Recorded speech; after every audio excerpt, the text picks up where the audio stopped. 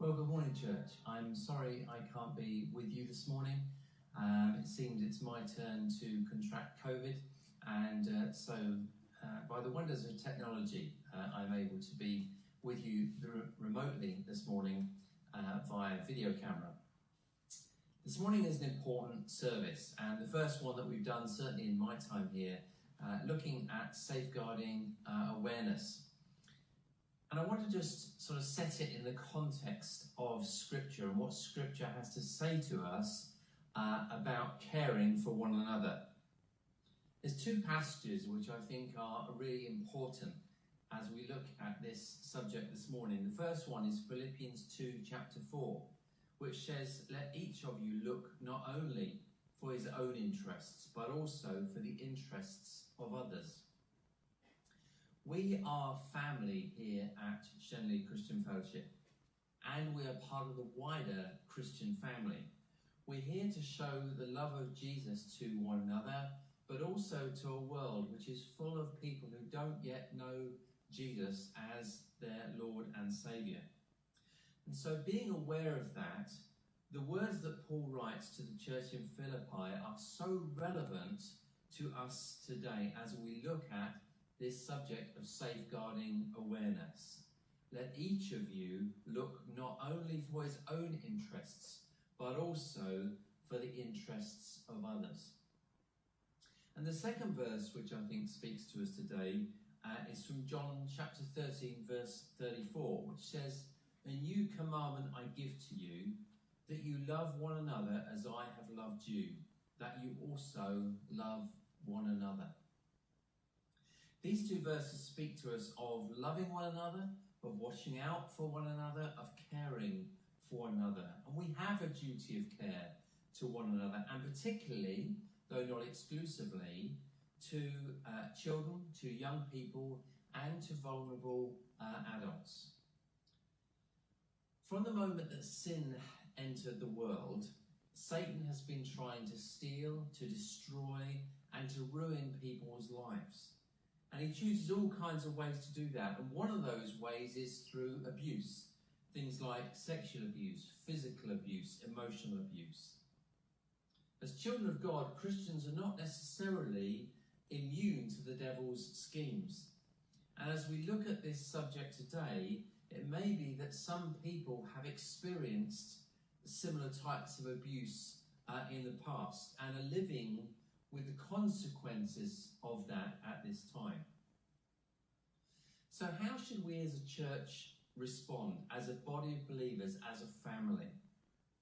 Jesus' words give us the answer in Matthew 10, the second half of verse 16. Jesus says, "Be wise as serpents and harmless as doves." Be wise as serpents and harmless as doves. Wisdom is a gift that we can ask God for, and he gives to all who ask him in faith for his help. Wisdom is needed both in terms of knowing how to deal with situations as they may arise, but also, and pertinent to today, in terms of being wise before situations occur, putting things into place to protect ourselves as much as we are able. Sadly, because of what the church should be, which is welcoming to everybody with open doors, churches can easily be targets for abusers. And sometimes those abusers are strangers who come into our church and build trust without checks, and then tragically abuse in one way or another. But sometimes they are also people from within, people who are trusted. We've heard of the various tragic cases of those in positions of authority in churches abusing people with terrible consequences. And such situations grieve God's heart. They should grieve our heart as well. And that's why as a church we place a high priority on safeguarding. We invest in technology that helps us in this area. It's a program called My Concern. We invest in safeguarding training programs for our teams and our leaders. We require people involved in children's or adult ministries to be DBS checked. We're linked into advice and support structures, both from relevant bodies in Milton Keynes and UK nationally. And today is the first service we've done where we want to encourage the church to be more aware of safeguarding. And I know that Eileen and Margaret are going to be speaking a little bit more about that shortly. But let's call out the elephant in the room, shall we? Sometimes the processes and restrictions that safeguarding places on us can be frustrating. Many, many years ago, I used to serve with a Scripture Union holiday club. And I will remember that safeguarding at that point was in its infancy. I don't even know whether it was called safeguarding, to be honest, at that time. But I do remember there were things called police checks. It's what we now call a DBS check. But police checks were the thing at the time. And they needed to be done for team members, for those working with children. And I well recall the first team meeting of this Scripture Union Holiday Club, the first year when we were told that we could no longer sit with children on our laps, talking to them and showing them the love of Jesus in such a way. The team were not impressed. I was not impressed. And it caused no small amount of frustration and sadness that we lived in a world where suddenly we were told by the government that we could no longer take a child onto our laps to give them a hug and show them the love of Jesus and talk to them about the love of Jesus. But we had to follow the rules and had to years afterwards. And that was many years ago. And since then, restrictions have grown tighter. But we also hope that as restrictions and protections have tightened, cases of abuse have reduced and more people's lives have been protected. So that's why, again, Jesus' words, "Be wise as serpents and harmless as doves," are so true. Because through wisdom comes the result of reducing cases of abuse and cases of false accusation.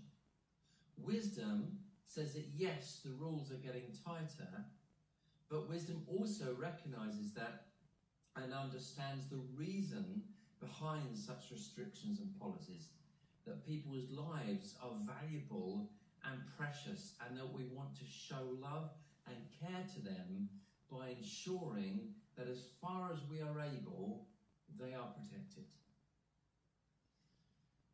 And so I want to close as I opened, because we also live in a world where we can sometimes understandably want to look out for only our own interests. But the Bible calls us not to only do that, but also to be mindful and look out for other people, to be their eyes and ears, their protection as far as we are able. Philippians 2:4 again says, "Let each of you look out not only for his own interests, but also for the interests of others." So let's cherish our children and young people as gifts from God. Let's love and look out for those who are vulnerable and need our help and protection. Let's demonstrate to the world that we want to be seen to be taking this area seriously, not just because the government says so, but because the Bible teaches us and encourages us to do likewise. God bless you. Okay, myself and Margaret are going to try and make this as interactive as possible, okay? And it is actually all about that keyword, action. Okay, so if we could have the next slide, please. I sound like Chris Whitty there, didn't I? Next slide, please. I need a T-shirt. Okay, so Ross talked a little bit about what is safeguarding. Safeguarding is basically about acting to do something. And these are the things that we're going to go through today. We're going to talk about what safeguarding is, a bit of a practical application, and a lot of the time you go to safeguarding courses. I know lots of faces here have been to safeguarding courses before. And you come home with images and thoughts in your head that you can't necessarily or want in your head sometimes. but sometimes you don't know what's okay and what's not okay to do. So we're going to talk a little bit about that as well today. And then finally, we're going to be working on what can you do. Okay, next slide, please. It's coming. He's having a think about it. Okay. Ooh, it's looking a bit weird. Oh, thank you, Phil. That's really clever, that little device, isn't it? Okay, so safeguarding is the action. So it's an action. It's something that you do, okay, to promote the welfare of children and protect them from harm. So the key words in that is the action to protect from harm. And that's action for all of us. Okay, right. So the main 4 categories of abuse, Ross mentioned some of them earlier on, is physical abuse. And we thought we'd just quickly go through some of the signs. But for all of these, if you notice a change in the child, that should be some alarm bells going off. Or a change in the vulnerable adult, alarm bells. You need to be thinking, why? Why has this changed for this child? What is going on in their life? What is going on in that vulnerable adult's life? Okay? And then you need to do some action. Okay, it's back to that word again, action, action. So physical abuse, you might come across children with bruises. Children are covered in bruises. They normally have them up their shins. That is part and parcel of childhood. You're looking for things that make you feel a bit, ooh, in your tummy. So if you've got, like, in a fleshy area or on the stomach or something like that, a really big bruise, that should be causing an alarm bell, okay? Sexual abuse, you will get genital symptoms, so you'll have sexually transmitted diseases. I know it's not very pleasant. Things like that, you may get worms and other things like that. So it can be a whole load of things, which is why we've just kind of covered it under that. You may also notice very overtly sexual play. Okay, now children are exposed to a lot more things than they normally would do. So sometimes it's a cause for concern. Sometimes it's not. Sometimes they've just seen something or heard something that they can't unsee. And it may not be anything to be really concerned about. Okay, and neglect. Now, this is a persistent failure to meet the child's needs. My daughter, some of you will know her very well, could not keep a coat on that girl in the winter time. She was always out. And that may look like a persistent failure to meet her needs, but I always had her coat over my arms, okay? So that's quite a tricky one to do, but just be aware, you know, are they dirty, are they smelly, are they skinny, are they unkempt, are they stealing food? Things like that, that shows that it's not, their basic needs are not being met. Okay, right, now you have got some snazzy red cards that Margaret and I put on your chairs for you. If you haven't got one, just reach across. Oh, did I?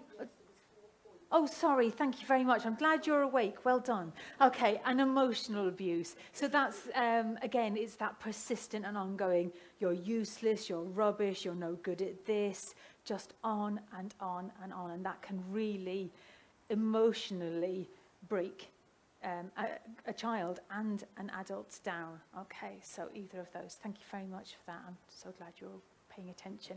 Okay, so we're going to look at some practical applications now. Margaret's going to read out these as well for us, and then I'm going to talk them through after.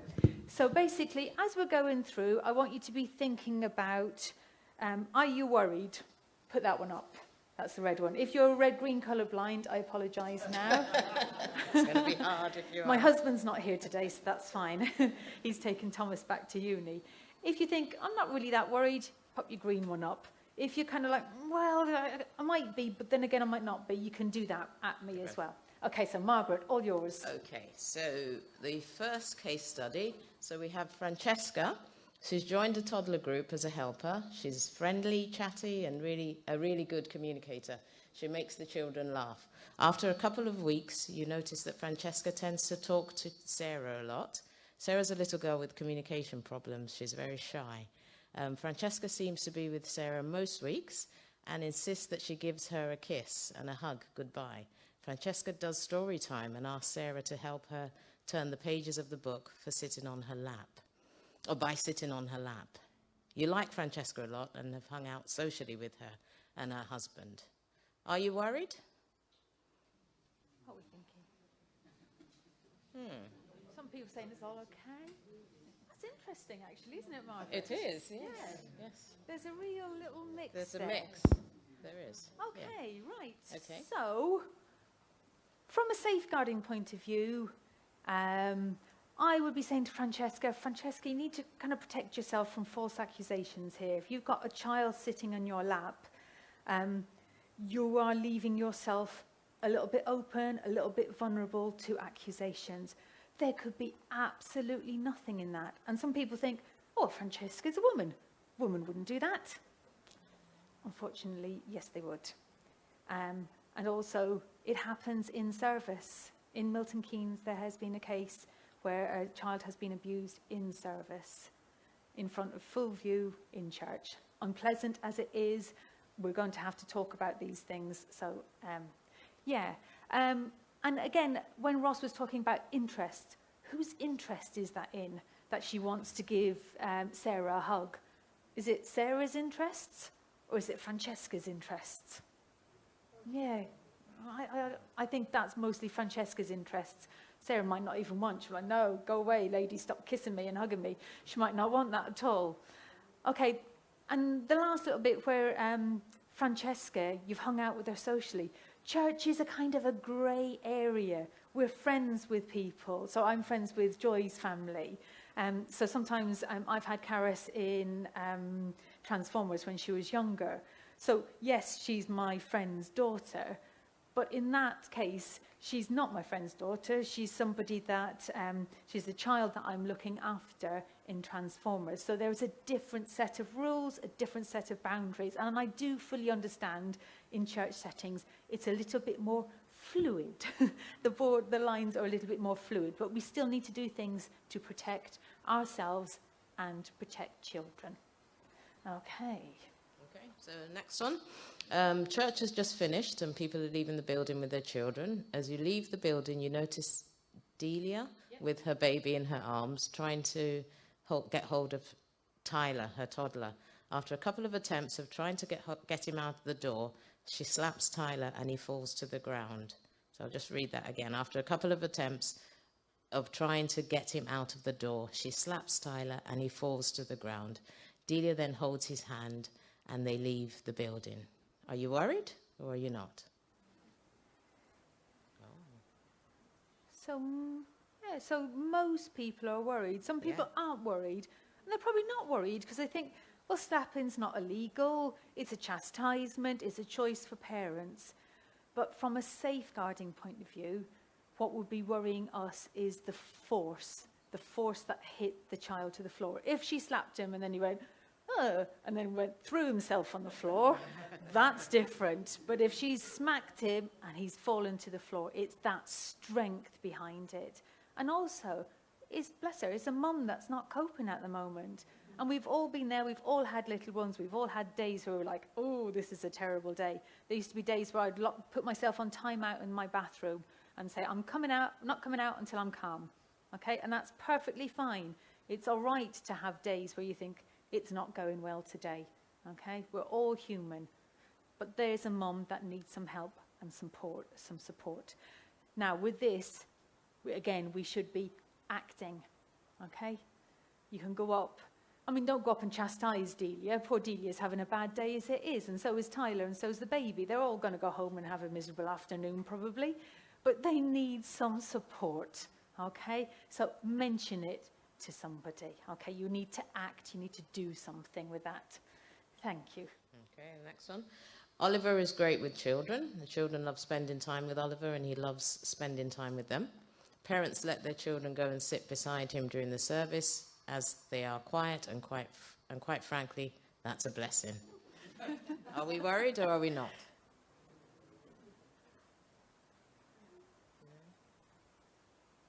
Yeah, you're doing really well, actually. He's not doing anything wrong.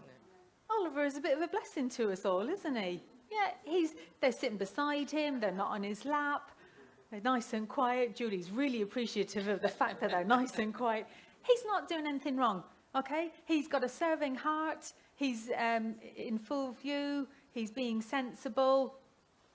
There's nothing wrong. Parents are there. They can see their children.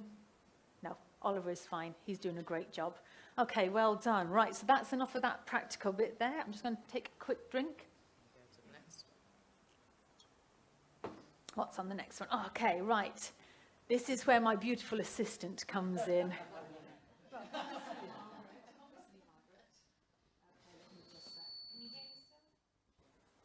Yep, okay. Right, so this is going to represent a child. Okay, right, so I'm going to have a few different scenarios. My acting skills you will be wowed by. I am fantastic. Okay, right, so I'm just going to put him there for a second. You'll wonder why I haven't been given an award yet. Oh my goodness, I just look at those cheeks. Aren't they good? Look at those big eyes. Give us a kiss. Oh, it's gorgeous. I really love this. I love kids. I love babies. They're just so nice. They're so lovely. Okay, I'm going to get you to hold him for a minute. Now what you need to do is you need to do some acting again. You're going to do some pointing. Whose interests were being dealt with? Whose interests were being fulfilled in that? Whose needs? Was it the adult's needs or the child's needs? Point to one or the other. Yeah, it's right. You're right to point at me. It was all about me, wasn't it? What I want. Do you think he wanted a kiss from me? No, I don't think he did. Poor child. Okay. Right. Okay, so can you pop him back on there again for me, Margaret? Oh, he's crying. Oh, he's hurt his knee. Oh, I hate it. He's fallen over as well. I hate it when he hurts his knee and he's all scratched. Oh, baby, come here to me. I'm so sorry. Oh, I don't really get upset when this happens. Okay. That's okay. That's not child abuse, I promise. So, whose needs, whose interests are being met there in that one? Oh, that's interesting. Ooh. Anybody fancy talking out loud? Anyone want to give me an opinion? You've all gone really quiet now. All right. I heard some people go, no, it was the child because she sorted out the child. And then other people pointing at me. Actually, it was all my needs again. I hate it when he's upset and crying, when he's hurt himself. Oh, it makes me feel terrible. No? Can I just slightly digress? Yes. It may make you feel, you might be self-satisfied as it were. However, he's miserable. He is. He's hurt. He is. He's in pain. He is. And he needs comforting. He does. Then surely, rather than it being one-sided, it could be... We'll come to that in a minute. Well done. Okay, right. Okay. So another scenario. Oh, kids love me. I'm great with kids. And there's no Transformers on today, so Margaret, why don't you go into the service, get fed for once, because I know you're always having to look after this child who cries constantly. Yeah, so you go into service, I'll look after them, you go and get fed. Okay. Whose interests are we looking after? Is it Margaret, the mum, me, or is it the child? Who? Let's do some acting, some actions, some pointings. Who are we going for? Most of you think Margaret. Okay. You think it's Margaret and me? Okay. Yeah, it is. Is it the child's? No, not really. Am I DBS trained, Margaret? Do you know? I do. Okay. If you didn't know. If I didn't know. If you didn't know. I don't know. Are you? I don't know. What's that? What's safeguarding? Yeah. Do you know me? Do you really know me? Have you met me a few times? Do I seem nice? That's questionable. That's just not fair, that. Yeah, so basically you don't know me from Adam, really, do you? I'm not part of church officially. I'm just a nice person. I could have a really good, kind, serving heart, couldn't I? Yeah. I also could not. Okay? I could be one of those devious people who deliberately targets churches because we're warm and open and welcoming and we're trusting. Because you don't know. You don't know. You don't know me from Adam, really. I seem nice-ish, but you don't know me from Adam. Okay, right, and our last scenario. Oh, he's fallen over again. This child is constantly falling over. Oh, and he's got a sore knee. Oh, sweetheart. Right, okay, let's get the first aid kit. Let's get you cleaned up and sorted out. Oh, I know, and a plaster. Will this take my weight? I think so.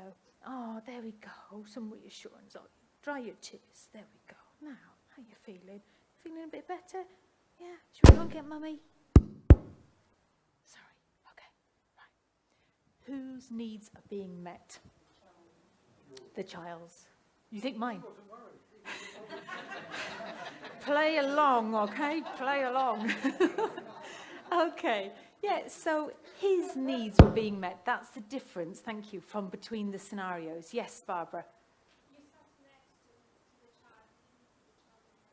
I didn't. No, I sat next to him, gave him that reassurance and that comfort, but I didn't pop him on my knee. So I've not left myself exposed to any allegations. I've still comforted the child. I've met their needs and their interests. I've sorted out his knee. I gave him a hug. I gave him a tissue. I reassured him. Okay.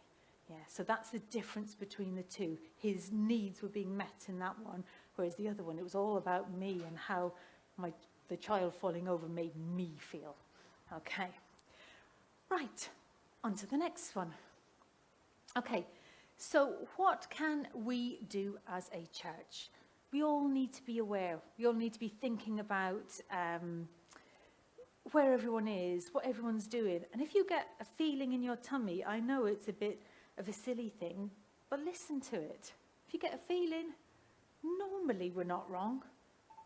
As humans, you get that feeling, you're like, it's not quite sitting right with me. Okay? You need to do something with it. You need to act on it. Keep your children supervised. Okay? Make sure they're always in eyeshot with you. Okay? That way you don't allow any opportunity for. Okay? So there may be people, as Ross was saying earlier on, there may be people who come into our church. There may be people who are already in our church. There may not be. But the point is, we don't know. I mean, sometimes you get some people who are released from prison and they want to come into church, but they come with a social worker and a whole set of rules and everything else, okay? And this safeguarding team are aware of all of that, and there won't be any opportunity allowed for anything like that. But we, the safeguarding team, we can't be everywhere, okay? There's only a few of us, so we have to be sensible.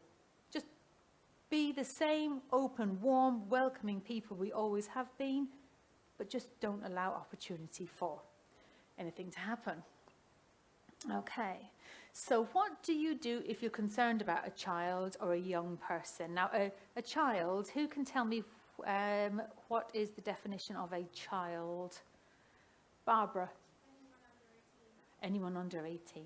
Yeah, okay, so that includes even if they're married at 16 and have their own child, or if they're in the army at 16, 17, they are still a child up until they are 18. Okay. Right, so what to do if you are concerned? Next slide, please, Margaret. Okay.